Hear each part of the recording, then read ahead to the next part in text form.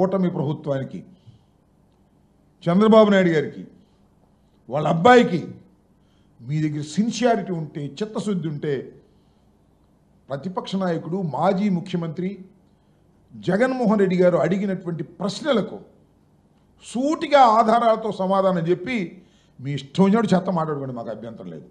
చెత్త తప్ప ఏం మాట్లాడలే మీరు.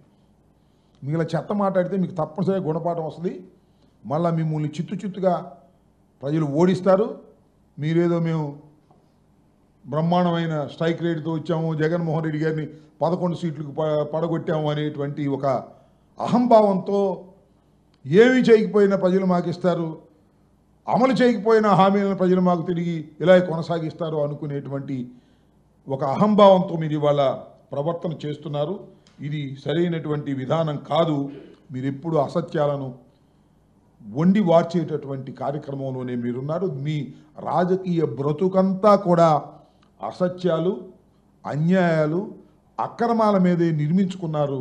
అది శాశ్వతం కాదని కూడా ఈ సందర్భంగా నేను మీ ద్వారా వారికి తెలియపరుస్తున్నాను. మరొకసారి చెప్తున్నాను, జగన్మోహన్ రెడ్డి గారి మీద ఊరికినే మైక్ దొరికింది కదా అని ప్రెస్ మీట్లు పెట్టి ఇష్టం వచ్చినట్టుగా మాట్లాడటం కాదు. సూటిగా సమాధానం చెప్పే దమ్ముందో లేదో తెలుసుకోండి. జగన్మోహన్ రెడ్డి గారు నిన్న సుదీర్ఘంగా అనేక విషయాల మీద చక్కగా వివరణ ఇచ్చారు, కొన్ని ప్రశ్నలు అడిగారు. ఆ ప్రశ్నలకు దమ్ముంటే సమాధానం చెప్పండి, లేకపోతే మీ పని మీరు చూసుకోండి తప్ప ఏదో చెత్తవాగుడు వాగే కార్యక్రమం దయచేసి ఆ మంత్రివర్గ సభ్యులకి, కారు కూతలు కూస్తున్నటువంటి వ్యక్తులకి కూడా మీ ద్వారా వారికి చెప్పదలుచుకున్నాను.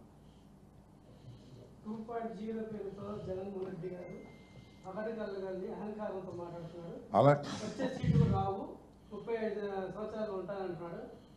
సరే, ఎవరంటున్నారన్నమాట?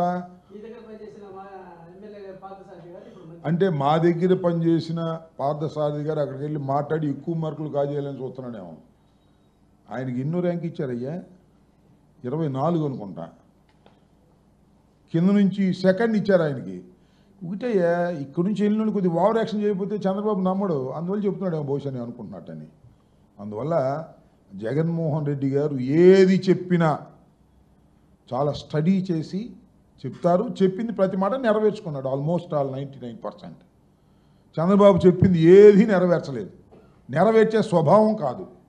సూపర్ 6 అన్నాడు, సూపర్గా చీట్ చేసి పారేశాడు ప్రజల్ని.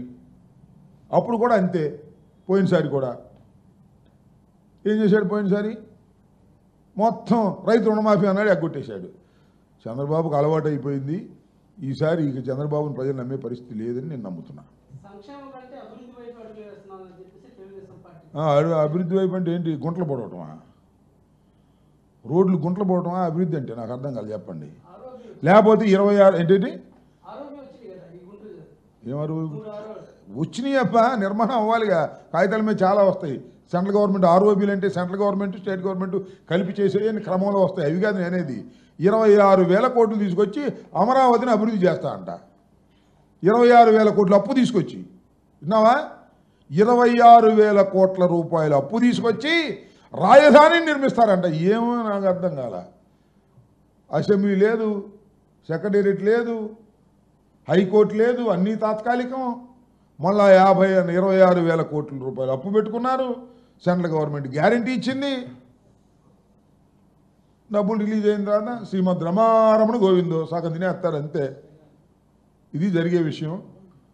మరి ఎన్నిటికీ కూడా గ్యారంటీ ఇచ్చాడు ఇంకో ఆయన. ఈ సూపర్ 6కి, హామీలకి, అన్నిటికీ. ఆయన జ్వరం వచ్చి పడుకున్నాట. మరి ఏంటో మంత్రివర్గానికి కూడా రాల. గ్యారంటీ ఇచ్చిన ఆయన, గ్యారంటీ సంతకం పెట్టిన ఆయన అసలు మాట్లాడట్లా. నిన్న క్యాబినెట్ మీటింగ్ కూడా రాలా. అదేంటంటే ఆయనకి వెన్నుపూసలు నొప్పిగా ఉంది, జ్వరం ఉన్నది. నిజమేమని నాకు తెలియదు. కానీ ఇది రాష్ట్రం ఉన్న పరిస్థితి. రాష్ట్రం అధ్వానంగా తయారవుతుంది. ఇచ్చిన హామీలు నెరవేర్చడం లేదు. అభివృద్ధి మాత్రం ఈనాడు ఫ్రంట్ పేజీలో ఉంటుంది, లేదా ఆంధ్రజ్యోతి మొత్తం టోటల్ పేజీలో ఉంటుంది. ప్రాక్టికల్గా మాత్రం జీరో అభివృద్ధి, సంక్షేమం ఎగ్గొట్టాడు. ఇది జరిగినటువంటి విషయం. ఓకే,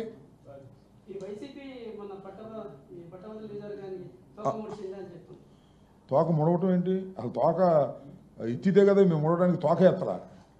తోక ముడిచేది ఎప్పుడంటే నామినేషన్స్ విత్డ్రా చేసుకుంటే. మేము ముందే ప్రకటించాం కదా, 2 నెలల క్రితమే ప్రకటించాం మేము we're not going to contest అని. ఓడిపోతామనో గెలుస్తామనో మా స్ట్రాటజీలు మాకున్నాయి.